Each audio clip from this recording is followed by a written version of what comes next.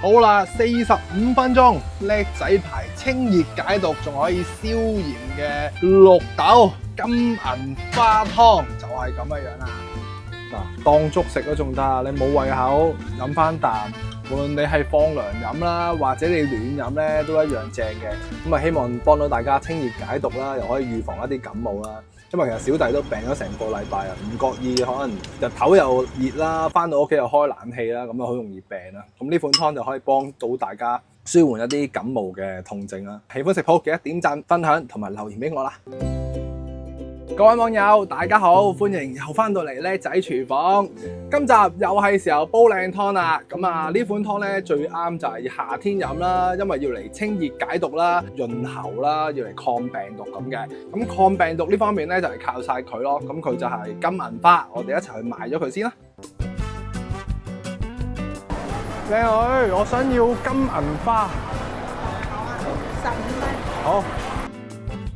係。15蚊一包，夠晒清熱，夏天最啱呢啲。唔該。好啦，相信大家都買到呢啲咁抵玩嘅金銀花啦。咁大家都要注意啦，金銀花咧個屬性咧係寒涼嘅。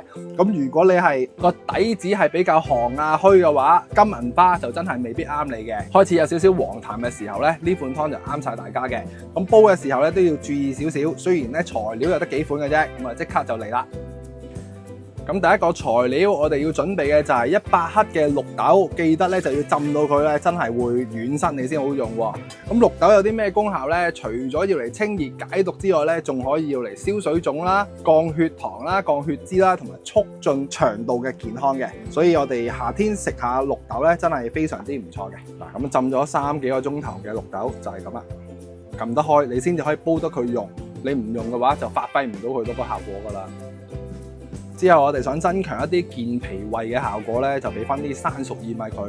咁啊，生熟薏米就會好啲嘅，因為生薏米咧就寒啲，熟薏米咧就可以和翻佢嘅寒性。咁相對起嚟咧，佢就冇咁寒咁啦。同埋煲出嚟咧，佢會滑口啲嘅。咁亦都係啦，生熟薏米記得浸翻佢耐些少，先至可以去到一個好軟綿嘅效果，就好似而家咁樣樣。撳得爆嘅，佢先會容易煲出粉末呢啲澱粉質出嚟，咁先發揮到效果㗎。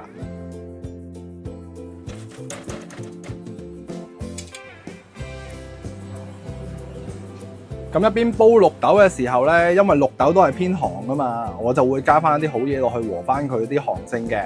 咁呢一粒咧就我成日都會用嚟煲湯嘅三寶雜，咁佢裏邊咧就有啲鹹橄欖啊、陳皮啊，同埋呢一個禾稈草。冇嘅話咧，你就落翻塊陳皮啦。咁但係陳皮呢樣嘢就麻煩啲，又要浸又要刮囊咁樣樣噶嘛。咁所以咧呢一個三寶雜咧，得閒都可以買啊。咁啊，江門特產，有機會就揾一揾啦。一邊煲綠豆嘅時候咧，一邊我哋加啲好嘢落去。咁呢一粒係乜嘢嚟？羅漢果，不過咧就係金色嘅。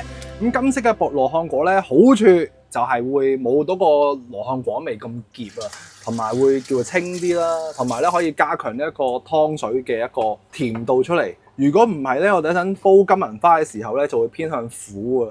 所以呢個羅漢果除咗會好飲啲之外咧，仲可以有啲潤喉嘅作用啊。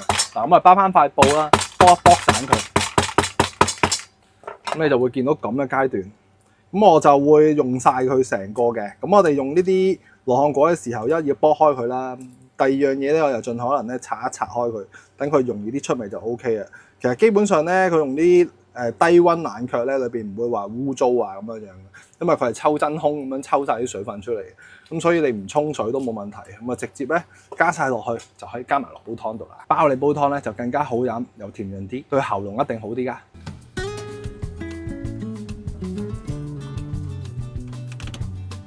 咁火力嚟講咧，由於我哋想啲綠豆啊、生熟薏米嗰啲咧爆開嘅，所以開頭嘅火力咧就盡可能就大些少，起碼中間咧要有火力嘅，咁去逼一逼爆咗啲豆咧，我哋之後先可以夾翻啲細火繼續煲，咁你款湯咧先至會更加柔順咁樣樣。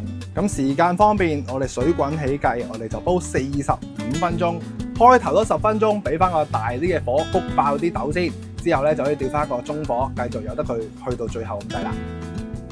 最後咧，我哋就講埋呢一個金銀花啦。咁金銀花其實好有益嘅，我哋一陣再講佢嘅功效啦。咁我哋買呢一包嘢就15蚊啦，睇落去咧解出嚟咧就好大包嘅。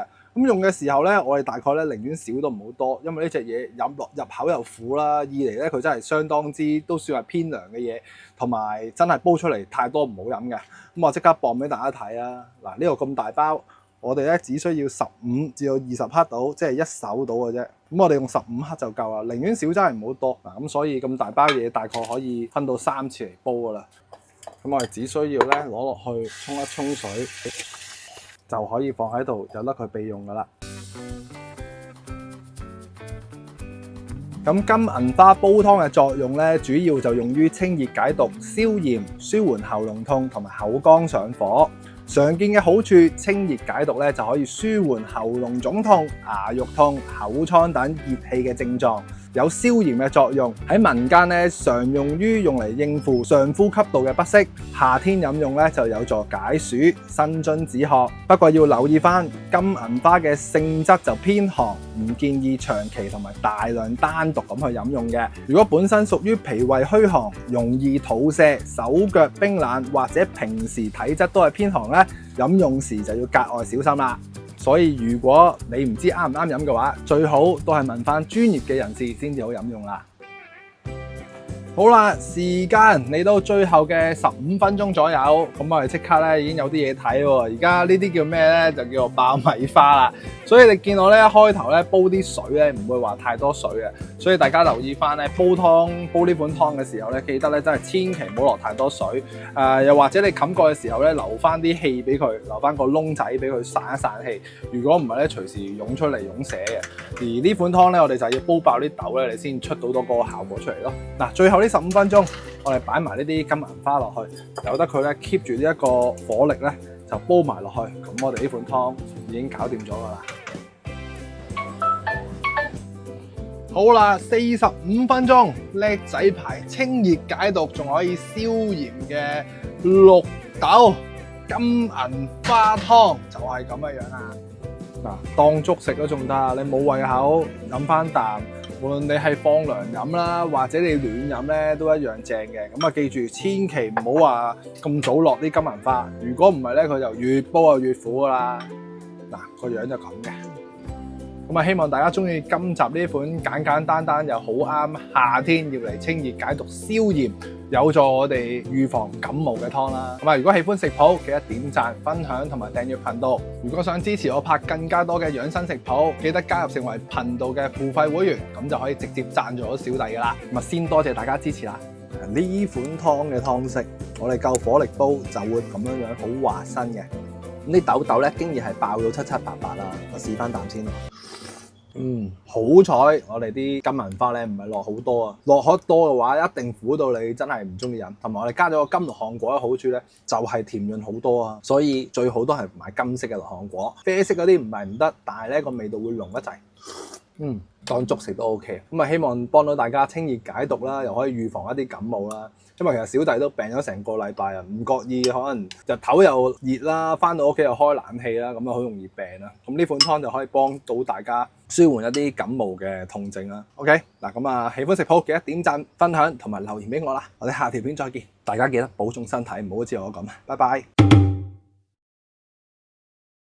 今集我哋會煲最啱春夏天雨水特別多，個人咧特別易攰嘅時候飲嘅清熱祛濕、保健脾胃、排毒之餘又能夠減肥嘅冬瓜素湯。